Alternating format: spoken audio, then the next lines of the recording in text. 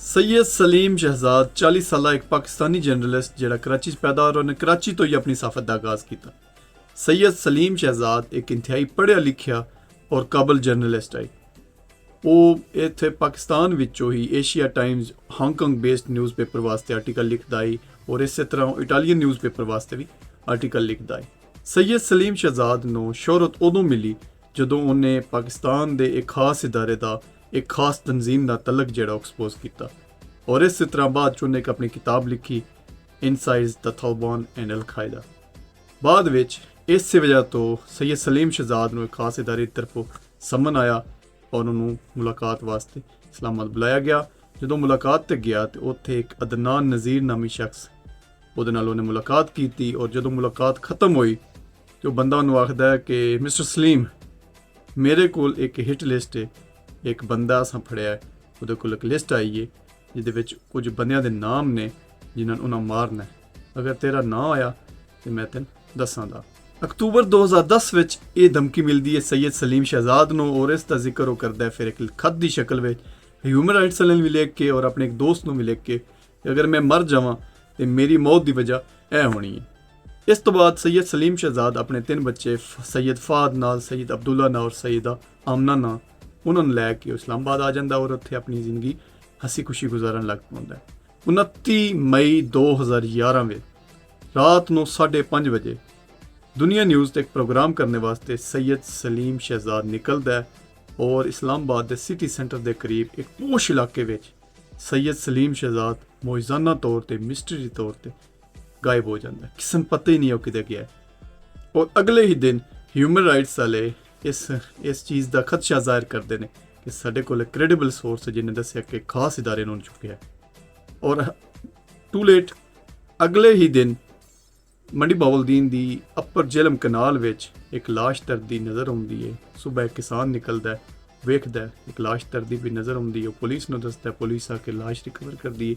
जदों उस लाश की आइडेंटिटी मिलती है वो होंदा है सैयद सलीम शहजाद। जदों उस लाश का मुआयना किया जाता है उसका जबड़ा टुटिया होंदा, दंद टुटे होंदे ने, चेहरे ते बदतरीन तशद्दद किया गया होंदा है।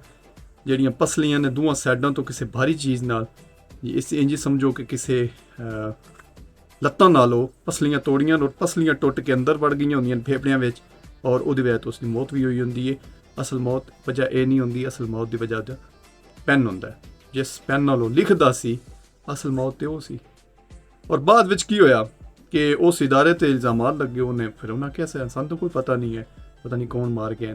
सैयद सलीम शहजाद की टोयोटा गड्डी लभदी इसराइल आलमगीर गुजरात तो और जदों पुलिस उसकी इन्वेस्टिगेशन शुरू कर दी पता चलता है कि उसकी गड्डी चो कोई शय मिस नहीं, उसकी नकदी भी मिस नहीं, मोबाइल भी मिस नहीं और सिर्फ उन तशद्दद और टॉर्चर नाल मारिया गया होंदा है। और मारिया भी उस जगह तो नहीं किसी होर जगह तो लिया के इत्थे मारिया गया होंदा क्योंकि 15 मील दूर उसकी लाश पई होंदी है, वो भी नहर दे अंदर। हुण जदों उसकी मजीद इन्वेस्टिगेशन होंदी पता चलता है कि वो 18 दिनों का फोन रिकॉर्ड ही गायब है, किसी डिलीट करा दी। तो कौन लोग ने यार हो किस तरीके नाल एक मुसलमान भरा का इतना बेईमाना कत्ल कर सकते। 3 बच्चे ने उहदे सैयद फाद, सैयद अब्दुल्ला, सईदा आमना। जदों वो बच्चे अपने वालिद के बारे सोचते होने, उसकी लाश वेदे होने, इस मुल्क के बारे चो की सोचते होने, किस तरीके के हैवान लोग ने। ये उस बंदे का कसूर सी कि उन्हें सच लिखिया, सिर्फ लिखना का कसूर सी। अगर तुहाडे च कोई ये बंदा समझदा कि मुसलमान ने, मैं तो उन्हें मुसलमान नहीं समझदा, वो हैवान ने। अगर एक मुसलमान भरा का इतना बेईमाना कत्ल कर सकते ना तो वो इंसान हो ही नहीं सकते। उन्होंने आखिरत तक भाईजान बिल्कुल कोई यकीन नहीं, कबर के अजाब तो उन्होंने कोई यकीन नहीं। उन्होंने ये होना है कि साडा क़यामत वाले दिन किसी गिरबान फड़ना है, किसी बच्चे साडा गिरबान फड़ना है, सैयद फाद फड़ना है, सईदा आमना फड़ना है या सैयद अब्दुल्ला फड़ना है। वो मुसलमान तो है को ना, उन्होंने बहस करना ही फिर गैर जरूरी हो जाता है।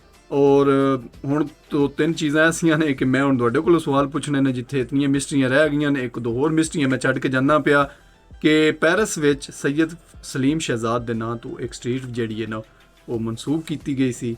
आम पेरिस वाले दस्सिया जी बई वो किहड़ी स्ट्रीट है जिसका नाम जिहड़ा ना बाद विच सैयद सलीम शहजाद के नां तो मनसूब किया गया। और मंडी बावलदीन विच 2 होर भी ऐसे काम हुए ने जिन्हीं की वजह तो मंडी बावलदीन इंटरनेशनल सुर्खियां का फिर हिस्सा रहा है। एक ऐसा बंदा सी जिसका दौर रहा 2003 तो लैके 2011 तक। और उन्होंने डॉक्टर भी याद है, मैं मजीद हिंट दे छड़ना ਉਹਨੇ ਜਨਾਬ ਬੜੀ ਦਹਿਸ਼ਤ ਫੈਲਾਈ ਰੱਖੀ ਹੈ ਜ਼ਿਲ੍ਹੇ ਵਿੱਚ। ਇੱਕ ਤੇ ਉਹ ਦੱਸਿਆ ਵੀ ਉਹ ਹੈ ਕੌਣ, ਕਿੱਥੋਂ ਦਾ ਹੈ ਤੇ ਕੀ ਉਹਨੇ ਕੀਤੇ ਨੇ। ਤੇ ਦੂਜਾ ਇਹ ਦੱਸੋ ਵੀ ਇੱਕ ਹੋਰ ਇਲਾਕੇ ਵਿੱਚੋਂ ਬੜੇ ਛੁੱਲੀਆਂ ਪਟਾਕੇ ਨਿਕਲੇ ਆਣ, ਬੜਾ ਇਹ ਜ਼ਿਲ੍ਹਾ ਫਿਰ ਚੀਤਾ ਰਿਹਾ ਕਿ ਅੱਛਾ ਇੱਥੇ ਇਹ ਵੀ ਕੰਮ ਹੁੰਦਾ ਹੈ, ਇੱਥੇ ਜਨਾਬ ਇਹ ਵੀ ਚੀਜ਼ਾਂ ਨਿਕਲੀਆਂ ਨੇ। ਰਾਤੀ ਬੰਦਾ ਸੁੱਤਣ ਤੇ ਸਵੇਰੇ ਹੋਰ ਹੀ ਕੰਮ ਹੋ ਗਿਆ। ਦੱਸੋ ਖਾਂ ਇੱਕ ਵਾਰੀ ਬੜਾ ਜਨਾਬ ਇੱਥੇ ਕੰਮ ਹੋਇਆ ਜ਼ਿਲ੍ਹੇ ਵਿੱਚ, ਕੋਈ ਥੋੜੀ ਜਿਹੀ ਇਨਫੋਰਮੇਸ਼ਨ ਰੱਖਿਆ ਕਰੋ, ਕੋਈ ਜਾਗਦੇ ਰਿਹਾ ਕਰੋ, ਕੋਈ ਬੰਦਾ ਪੁੱਛ ਹੀ ਬੰਦਾ ਵੀ ਤੁਹਾਡੇ ਜ਼ਿਲ੍ਹੇ 'ਚ ਆਹ ਕੰਮ ਹੋਇਆ ਕਿ ਨਹੀਂ। ਤੁਸੀਂ ਕੋਈ ਨਹੀਂ, ਮਿਹਨਤ ਕੋਈ ਨਹੀਂ ਪਤਾ। ਹੱਸਦੇ ਰਹੋ ਵਸਦੇ ਰਹੋ, ਆਪਣੇ ਜ਼ਿਲ੍ਹੇ ਦੇ ਬਾਰੇ 'ਚ ਵੀ ਦੱਸਦੇ ਰਹੋ, ਇਨਫੋਰਮੇਸ਼ਨ ਵੀ ਰੱਖਦੇ ਰਹੋ, ਆਪਣੀ ਰਾਏ ਕਮੈਂਟਸ ਵਿੱਚ ਲਾਜ਼ਮੀ ਦੱਸਦੇ ਰਹੋ। ਰੱਬ ਰੱਖਾ।